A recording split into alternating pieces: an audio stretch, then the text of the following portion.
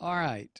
Nancy Skinner, I guess I'm supposed to say full disclosure, right? Nancy Skinner is someone that Kathy and I met back in the late 90s, well, when Bill Clinton was being ripped to shreds and pieces by the Flying Monkey Right. Skinner and I and a couple other people, a couple of liberals worked at WLS in Chicago. We were kind of outnumbered and outgunned, but we were still there. And we were friends with one of the columnists for the Chicago Tribune. So usually on Sundays after Ski Anderson and Nancy Skinner's program on Sunday, they co-hosted. We would all get together at a bar in Lakeview, one of the neighborhoods in Chicago, and talk about the unfairness of it all.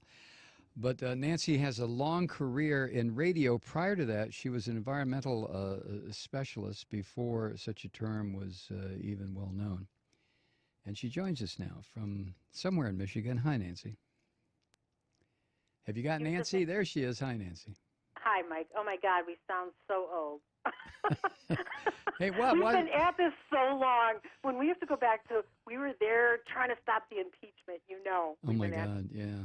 Yeah, that was those were the bad old days. A little handful of liberals struggling to stay on the air in what should have been a liberal bastion of broadcasting, Chicago.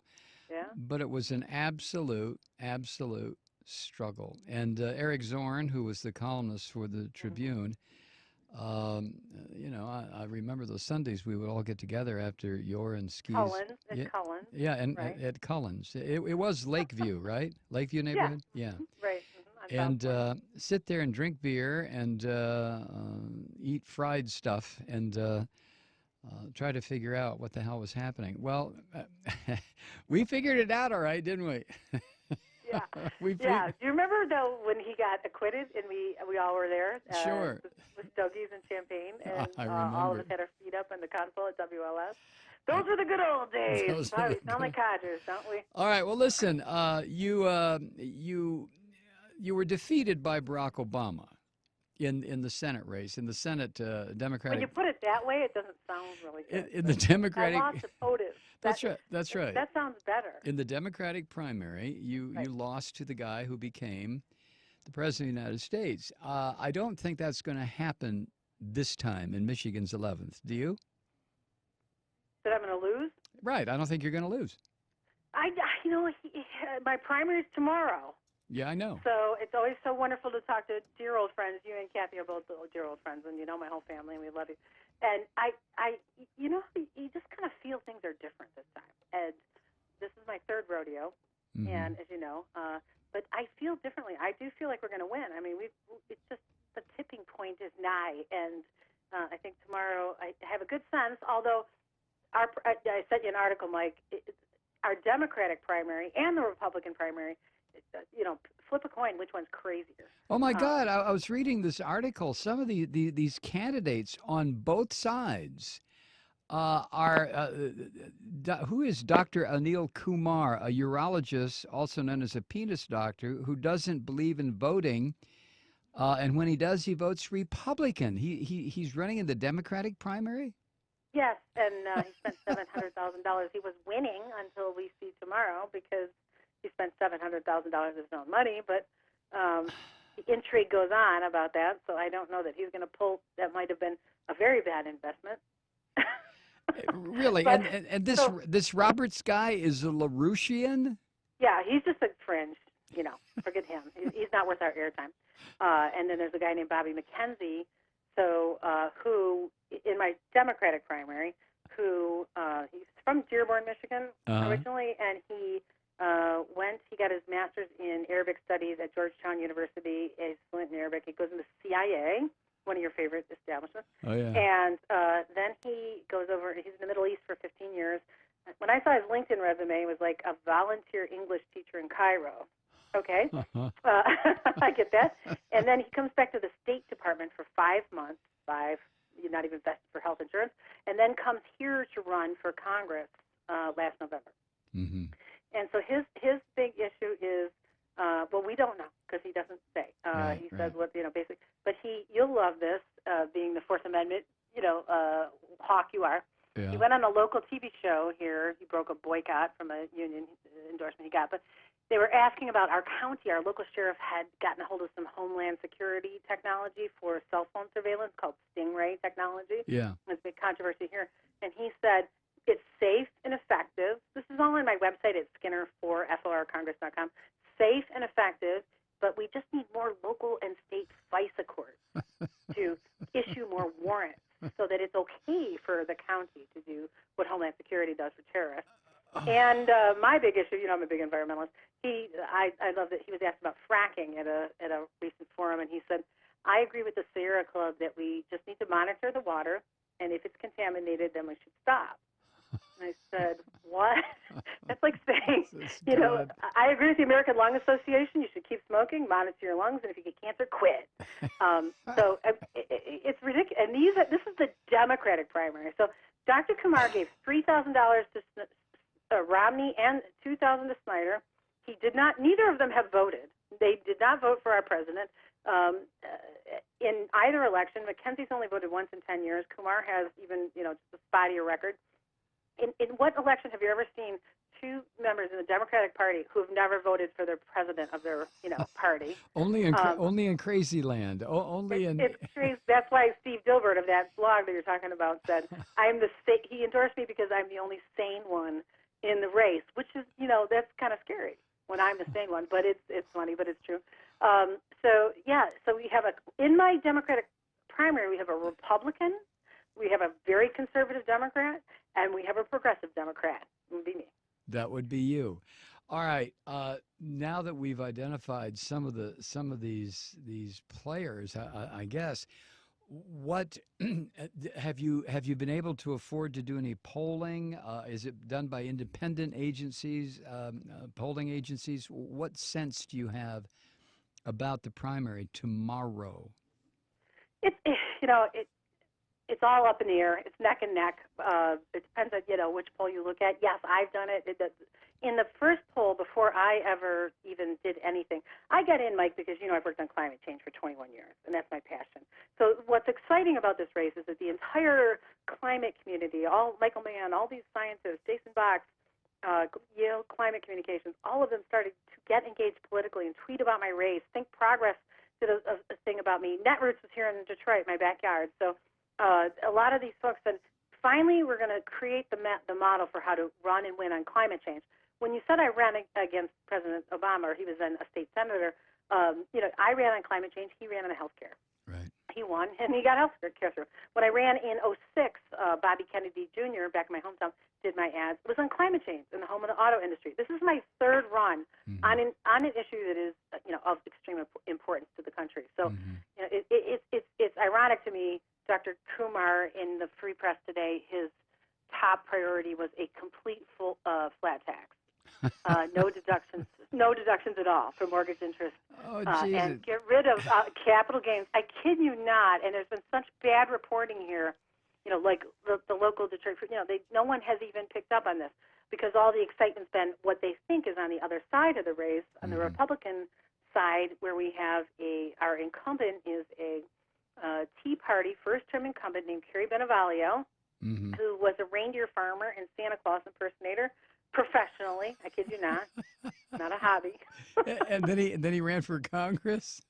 Well, he was on the ballot. He got on as a Tea Party candidate with Thaddeus McCotter, who was a 12-year incumbent and 15-minute presidential candidate. Yeah. Had his staff took 200 signatures and needed 2,000, and so they cut and paste them and delivered them, and he had to resign amid election fraud charges. So Carrie Benavalio is a first-term Tea Party incumbent who believes in chemtrail conspiracies, but global warming is a hoax. Climate change is a hoax, but chemtrails are real. Oh my God! All he's right. holding hearings on chemtrails. On chemtrails. Yes, and his dream is to impeach President Obama. On video, we have this. If only he had one thing, evidence. Oh my God! No, Mike, it's just ridiculous. He did this B movie called Goodnight, Mr. President, where he played a doctor, assassinating a character that would be former President Bush, because of war crimes. It's like a B movie that he was part of. He said, well, that was just a hobby. So that's our incumbent. All right. So It sounds like, I don't know. It sounds like the stage on the Midway at a freak show in a traveling carnival, and yet there you are, ready to take them all on. All right. Let me put you on hold a second. We'll come back, Nancy, because I want to ask you how people are responding to a candidate, you, that talks about something that everybody is facing, whether they want to or not. We'll be right back. I'm Mike Malloy. To run. Our guest is Nancy Skinner, who is ready to run for Michigan's 11th congressional district. Nancy, I don't think there is an issue more critical to try to educate people about and get them aware of than what I refer to as anthropogenic climate disruption, or global climate change, or global warming, however one wants to put it. I've got to ask you how people in the 11th District of Michigan, how are they responding to this, to your campaign? Well, you've got to separate it, Mike, from the circus that you're talking about. Let me just complete the whole circus, and I'll get to that. Okay. So running against the Tea Party incumbent, because obviously they know that this guy is vulnerable, the Santa Claus impersonator, right, is our incumbent. So they decided that they would, in their wisdom, run the foreclosure king of Michigan against him, who is actually David Trott, heads the third largest foreclosure firm in America, which, they all those robo-signing right incidences. Well, so he evicted 80,000 people in 1 year alone in our district. Had to take him on at a forum here because he said he was really made his money in technology, publishing, real estate, and sports marketing. And I said, David, tell the truth. Use the F word. It was foreclosure. I didn't say that before, but I have after. But it's all on my website, Skinner for Congress. You can't make this stuff up. But that's who they're running. Donald Trump has supported him, and you got the Tea Party guy with Sarah Palin. So it's theater. It's bizarre. Writ large. My God. Yes, right. His robo-signers were in comas and dead. Well, okay? Jennifer Granholm is a friend of yours, isn't she? Is she backing you? Well, yeah, she is, but she's in California now, and never mind. Yeah. So she's out of office and is kind of you're on your own. So this is the whole backdrop of what's going on, and I really decided that my feelings about climate change, and it's been there 21 years. That's why I got into radio in the first place. My first guest was Ross Gelbspan, the author of The Heat Is On. And in fact, guess who gave me a glowing endorsement was our former boss, Mike Elder, said, I've known you for 20 plus years, and your dedication to the environment has never wavered. That's why I got into media, because I knew I had to deal with public opinion and Rush Limbaugh and Sean Hannity and all these guys who were calling it a hoax many, many years ago when it just started, because I had won a presidential award for rebuilding communities that were disaster-stricken, and, that was in, big whoop. Okay, great. What's next? Well, public opinion. So for me, it's been a 21-year-long journey, and I decided on the issue and win on the issue so that we could set a model, if you will, for other candidates. Mm-hmm. And Emily's list, there's not really like an Emily's list that will support candidates that run on this issue. You have, there are some unions that are still pushing back, saying, well, anyone who is running on something like environment is against our interests, which is so not true, especially in Michigan, where we have all the manufacturing and engineering expertise to make everything. We can make wind engine turbines. I say this all the time. Solar arrays, geothermal. I'm endorsed by this professor here. She's very renowned for the solar roads part, but she said we'll start with solar strips down I-75 from Detroit to Florida. Just the strips. Mm-hmm. So it's about technological advancement, and that's how I talk about it. So when I talk, I'm a business major from the University of Michigan, so it's not like I'm throwing myself in front of a truck as a Greenpeace person, although God love them, because you need that. But so people like that. They like it. It's about how do we take this. We still haven't fully recovered from the auto industry, although the bailouts were a big part of it. But so much of the industry never came fully back. And so Detroit has been a hurting hurting place. That's why Netroots is here. And so we need new industries. We have idle plants. We have 21% of the world's fresh water here, and you would know that in Atlanta, being a thirsty city and state. We have 21% of the fresh water supplies in the Great Lakes on the planet. And one of my big issues in this campaign has also been to protect the Great Lakes because there's 2 oil pipelines underneath the Straits of Mackinac late in 1958 that I have video of. The divers went down there. They're about ready to burst. Yeah, Huge we've talked about that on this program. That's a hell of a situation. I can't believe that that's the case, and they want to pump this heavy tar sand sludge through those pipes. They already started. Oh, they just great, did it yeah. without even getting permits. So they just changed oil. So when you run for office on an issue, you raise attention to it. And I put it on my website. Again, you can see the video. Divers went down there from the National Wildlife Federation, and I put that on there, and I've been talking about it at every appearance. I was on the local ABC network program, and I was asked what would be the first thing that I would do, when I'm elected. And I said, hold hearings with this company, Enbridge, and ask them what the hell they're going to do about these pipelines late in 1958 that are about to burst. I didn't say hell, but, I said it. And a week later, our Republican Attorney General issued a letter to Enbridge saying, hey, what are you going to do about this? Right. Now, tell me that's a coincidence. This has been going on for, a couple of years now. They're trying to take away my issue. They know David Trott, the foreclosure king, probably made a call to his good friend Rick Snyder and said, you gotta, this woman's going to run on this. And so people understand Enberg is the company, I think it's a Canadian company that, is it not, that owns those pipelines? Yes, and they've had multiple spills all throughout the Midwest and Kalamazoo River. And I was on Tom Hartman's show. He's from the Midwest too, Michigan actually. And we're very familiar. This is not a company with a good record, a terrible record, and we still have tar sands oil in the bottom of those rivers. So to imagine those bursting in the Straits of Mackinac, where we have such anyways, our supplies on the planet are scarce. So I'm listen, these... Nancy, now, rather than rush to the end here, let me put you on hold. We'll pick this up on the other side of the top of the hour. How about that? Sure. Sounds Okay. great, Mike. All right, just stay right there. We're going to continue the conversation with Nancy Skinner when we come back, so stick around, y'all. Her website is Skinner4, F-O-R, Skinner4Congress.com. Check her out. Skinner for Congress. We'll be back. Stay with us. I'm Mike Malloy. Nancy's still with us. All right, where were we? We were trying to get we were talking about the Great Lakes, incidentally. Yeah. The pipelines, Enbridge. Is it Enbridge? No. Yeah. That's the name of the company.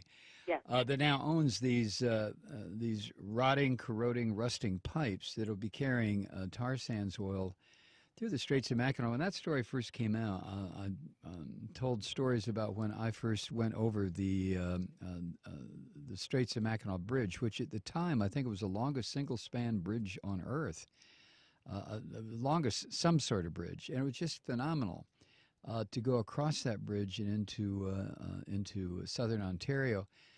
And to go on a camping trip. Is that when you were at my family's compound? No, that was years ago when I was a kid. Oh, okay. That I did that. The Skinner family compound in central Michigan was always a hoot. You talk about feeling like you were in a militia or a malicious setting. It was scenic and beautiful. Yeah, scenic and beautiful, but isolated and away from everybody. I loved going there. We still have pictures out in your speedboat. Dashing around the lake. It was great fun. I loved it up there. Next time you see your parents, please tell them both I said hi. I will. Tomorrow. Tomorrow. Tell them I said hi. Truly, really. Getting back to what you are running on, a climate change candidate. That is something brand new. As far as I know, most candidates for public office, Nancy, run away from the issue simply because they collect vast amounts of money from the very industries that are destroying everything. And people have got to understand. I don't know why this is so difficult. People have got to understand that if we don't get a hold on this issue, we're all simply going to die. I mean, how hard is it? Yeah. How hard is that? We only have 10 years. I If mean, if really 10 years is what the if scientists are yeah, saying. if So, that, how are the if people that, right? in Michigan's 11th? How are people responding to that issue? Well, you know, there's a lot of reactionism to it. But hey, listen, I've never done anything easy in my life, and so the point was, if we don't set the mold about how candidates can run and win on this issue, like that, people say, "What's your most important issue?" in all these questionnaires and stuff, and Hmm. right there, I have to say, if we don't get climate change right, nothing else matters. I mean, Right. as much as I care about education and a lot of other issues, um, we have 10 years to get the emissions down, and this is according to not, it's forget this conspiracy thing. This is NASA, NOAA, U.S. Hmm. National Academy of Sciences, American Medical Association. I Hmm. mean, saying it has to be done now. And it was actually, there's a wonderful quote I'm very proud of on my website that you probably remember the story when I helped rebuild those flood towns Hmm. back in the early 90s. I called up the White House and said, let's build these towns, rebuild them as models of environmental sustainability. And I got a mid-level guy at the Department of Energy who said, great idea, and we put the dream team of architects and engineers together and rebuilt these towns. Now, Bill Becker, and we got a presidential award from Al Gore, whose book, Earth in the Balance, inspired me to begin with, but he is now the executive director of the President's Climate Action Plan, the president that I know and well. And we were talking, I was writing a paper, a book on how to message climate change and how to get an electoral path to victory. When we started talking, he said, Nancy, if we don't deal with Congress, everything that we're doing in the administration, the executive level, doesn't matter. Another administration could come and change it, and it's not going to be enough of what we need. So it's changing Congress. It's changing Boehner and Paul Ryan, and that you just look at that and you go, are you kidding me? We have gerrymandered districts. We have all this, and that is what we have to do in the next 10 years. We have these deniers. So it can be depressing. There's a lot of climate scientists who are like in self-help groups, Mike. Hmm. Like, this. I know that I know too much, and it's depressing me. So I have always been about, there's a tipping point in every movement. Marriage equality, I supported that 10 years before its time, when I ran in 2004, and I said this is the right thing to do. And look at the sea change now. Now Right. everybody thinks it's the right thing to do. I really do feel like we're at that point, but it's like the Berlin Wall. The first Hmm. candidate that runs openly on it, like an openly gay candidate. And I'm not gay because my ex-husband, and it's funny because my ex-husband's family is all working on my race putting Really? up signs. Yeah, his brother-in-law, they're all running around. So this is wonderful that I have so much support. But once that first candidate says, I'm running on it and I'm winning on it and I'm not afraid of you, monsters, I'm going to do it. And I actually set up some defense funds that I need once I get past this primary, hopefully. Then I set up some defense funds, like the Koch brothers, right? I'm their worst nightmare. I'm running on climate change. Hmm. So, so their PAC is Americans for Prosperity is their PAC, right? .com. So Right. I Right. bought a website called America. They don't care about Americans' prosperity. They care about their prosperity. Right. They're worth $80 billion. So I got a website called Americans for Koch brothers Prosperity.com as a satirical sort of, we have to go right at these guys. No getting around it. I think what's happening in my Democratic primary is that they're all, they're pro-fracking. They're trying to think, well, I don't think they really care about it, one who or another, but in my primary. But the point is that most Democrats try and run around it. Like, I'll get elected maybe, and then I might vote the right way. Right. Well, that's just not enough. It's going to take some strong leadership. There's some great leadership in the Senate. They did the all-nighter on C-SPAN about it. The House is just woefully lacking on it. Well, Um, you're hitting on what is a major was or is a major breaking point for me where it concerned the legislative branch of government in this country. Look, the way I feel, Nancy, and I don't see where you would disagree with this. Out of the 535 members of the legislative branch, there are probably 50 of them that are worth the powder to blow them to hell.